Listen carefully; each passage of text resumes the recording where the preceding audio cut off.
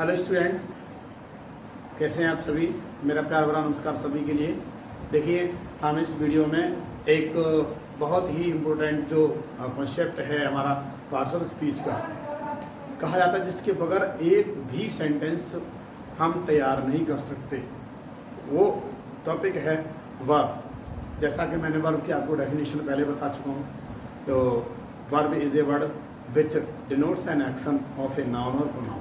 या all saying or doing words are called verb। देखिए, इस वीडियो में हम देखेंगे काइंड्स ऑफ वर्ब, यानी there are 4 kinds of verb. जैसा कि वर्ब के 4 प्रकार होते हैं, है ना।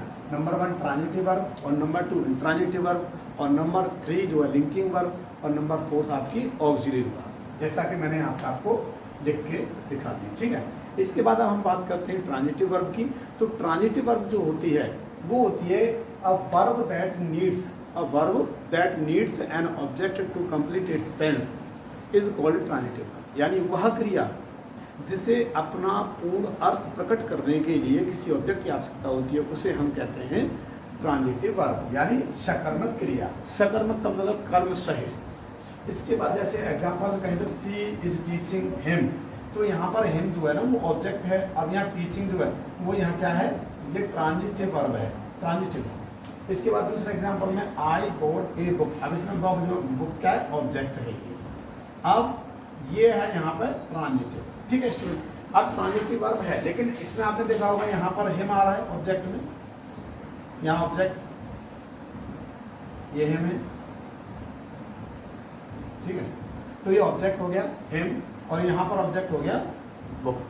अब इसके बाद हम देखेंगे जो ऑब्जेक्ट होते हैं, वो ऑब्जेक्ट मैंने इसमें लिख दिए हैं। ऑब्जेक्ट भी 2 काइंड्स के होते हैं, 2 प्रकार के ऑब्जेक्ट होते हैं, एक डायरेक्ट ऑब्जेक्ट और एक इनडायरेक्ट ऑब्जेक्ट। जब इन ऑब्जेक्ट के बारे में आपको जानकारी हो जाएगी, तो और जानकारी होना बहुत जरूरी भी है, क्योंकि आगे चल के आपको ऑब्जेक्ट का बहुत काम पड़ने वाला है। ठीक है, तो डायरेक्ट ऑब्जेक्ट की बात करें तो ये इनको नॉन लिविंग थिंग्स भी कहा जाता है, और इनडायरेक्ट ऑब्जेक्ट की बात करें तो उनको लिविंग थिंग्स भी कहा जाता है। तो इनको देखेंगे, जैसे पेन है, बुक है, चेयर है, टेबल है। ठीक है, जो निर्जीव वस्तु होती है उनको हम कहते हैं डायरेक्ट ऑब्जेक्ट। और जो मी, अस, देम, जैसा कि मैंने आपको प्रोनाउन के वीडियो में जो काइंड्स में पर्सनल प्रोनाउन के आपको ऑब्जेक्ट सब्जेक्ट पैसिव लिखवाए थे, उसमें ऑब्जेक्ट जो होते हैं बीच वाले, वो सब किस में आते हैं, वो इनडायरेक्ट ऑब्जेक्ट में आते हैं। ओके स्टूडेंट, अब इसके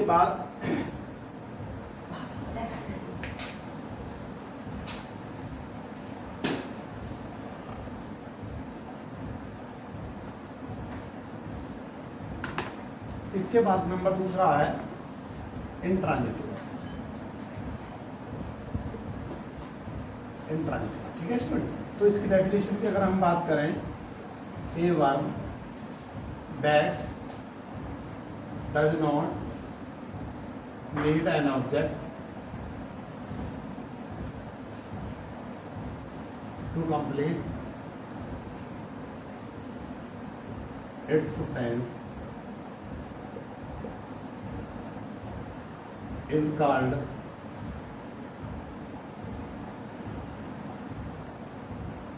an intransitive।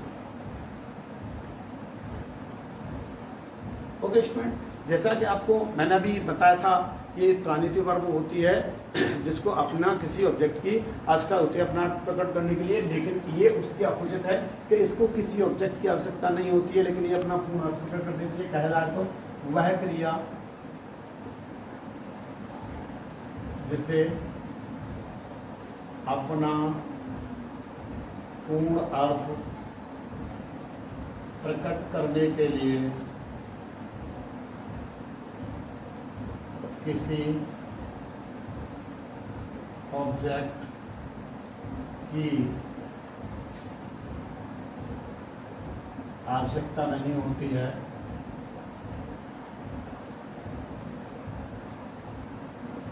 इंट्रांजिटिव वर्ब या अकर्मक क्रिया कहलाती है। ठीक है स्टूडेंट, जब इस तरह से आप इनको समझ जाएंगे तो आप भी इसी तरह से आराम से लिख सकते हैं। अब इसके एग्जाम्पल की बात करें हम, तो देखिए सी स्लीप्स, यानी जो स्लीप्स है यहाँ पर हमारी इंट्रांजिटिव वर्ब की तरह प्रयोग हुई है। ठीक है, ये, और दूसरा है दे लाफ, यानी जो वर्ब है ये दे लाफ, ये इंट्रांजिटिव वर्ब है। ठीक है, इसमें हमें किसी ऑब्जेक्ट की आवश्यकता नहीं होगी। ओके स्टूडेंट, इसके बाद चलते हैं नंबर 3 हमारे जो लिंकिंग वर्ब। तो लिंकिंग वर्ब की अगर बात की जाए तो डेफिनेशन की, a verb that joins the subject to an object और complement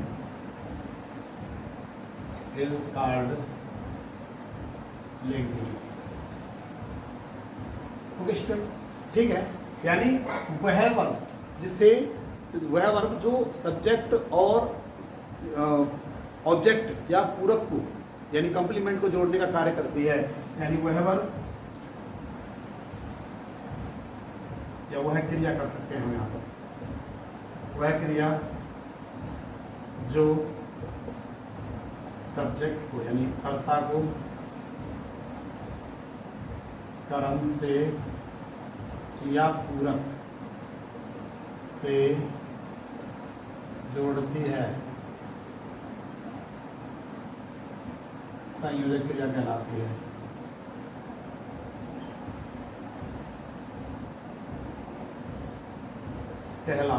ठीक है स्टूडेंट, कहलाती है, तो ये संयोजक क्रिया कहलाती है।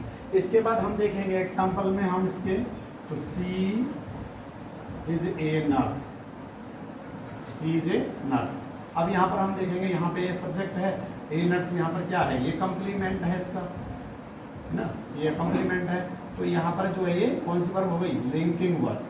ठीक है, ये लिंकिंग वर्ब हो गई स्टूडेंट, ये वाली लिंकिंग वर्ब है। इसके बाद में दूसरा एग्जाम्पल हम ले तो कहेंगे आई हैव अ पेन। ठीक है, तो हैव जो है यानी आई को और ए पेन से जोड़ रही है, कंप्लीमेंट कर रही है, इसको पूरा बना रही है, तो ये हमारी लिंकिंग वर्ब होगी स्टूडेंट। ठीक है, अब जो लिंकिंग वर्ब होती है वो लिंकिंग वर्ब जो हमारी वो कौन सी होती है, इसमें बी वर्ब में लिंकिंग वर्ब बी वर्ब बन के आती है। बी वर्ब कौन सी होती है, इज, एम, आर, वाज, वर।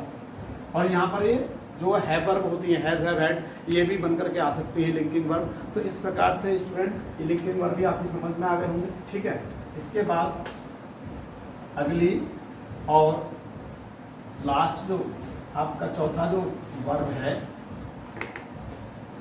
वो है, इसको कहते हैं ऑक्सिलरी वर्ब। ऑक्सिलरी वर्ब, ठीक है। ऑक्सिलरी वर्ब क्या होती है, इसकी डेफिनेशन की अगर बात करें तो a verb that is used with main verb according to tense in the sentence is called auxiliary।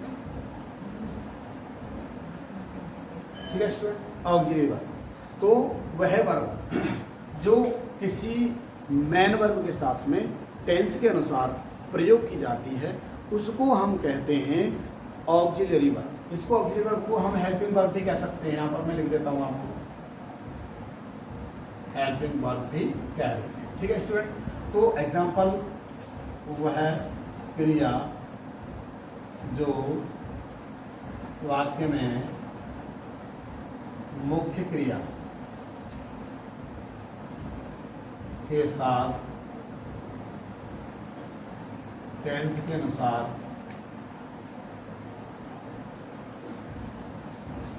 प्रयोग की जाती है उसे सहायक क्रिया कहते हैं, क्रिया कहते हैं।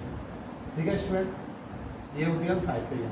तो इस प्रकार से स्टूडेंट आप मेरे साथ में देखिए, वीडियो थोड़ा लॉन्ग हो सकती है तो क्योंकि ये कॉन्सेप्ट ही ऐसा है कि हमको अगर आधा अधूरा ऐसे समझेंगे तो हमारी समझ में कुछ भी आने वाला नहीं है। तो ये बात आज अभी क्लियर होने वाली है आपकी।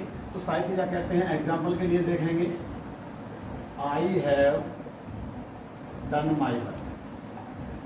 तो यहाँ पर जो हैव है ये मैन वर्ब है, और ये कौन सी है, ऑक्सिलरी वर्ब। ऑक्सिलरी ये टेंस के अनुसार, यानी इसमें प्रेजेंट परफेक्ट टेंस आ रहा है, तो ये हो गई आपकी ऑक्सिलरी वर्ब और ये हो गई मैन वर्ब। अब दूसरे एग्जाम्पल की बात करें तो सी वाज रीडिंग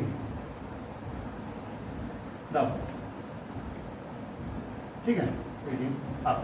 अब यहाँ पर सी वॉज का जो प्रयोग हुआ है इसमें, ये ऑक्सिलरी वर्ब की तरह हुआ है, और ये जो वर्ब है ये मैन वर्ब है। समझ में आ गया होगा आपके लिए। आप देखिए जो ऑक्सिलरी वर्ब होती है ये दो प्रकार की होती हैं। ऑक्सिलरी वर्ब जो होती हैं वो दो प्रकार की होती हैं। Number 1 primary auxiliary verb, auxiliary verb, और नंबर 2 होती है मॉडल ऑक्सिलरी।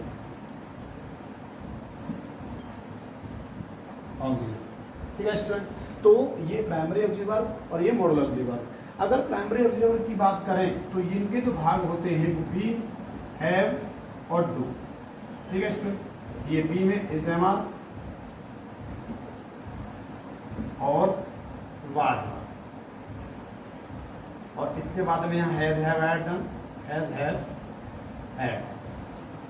ठीक है, ये तीनों होते हैं। इसके बाद में डू, डिड और डन। इस तरह से जो है इसमें होते हैं इसकी जो है। और ये जो होती है मॉडल ऑक्सिलरी वर्ब की बात करें तो मॉडल ऑक्सिलरी वर्ब जो होती है यहाँ पे होते हैं विल, शैल, वुड, शुड,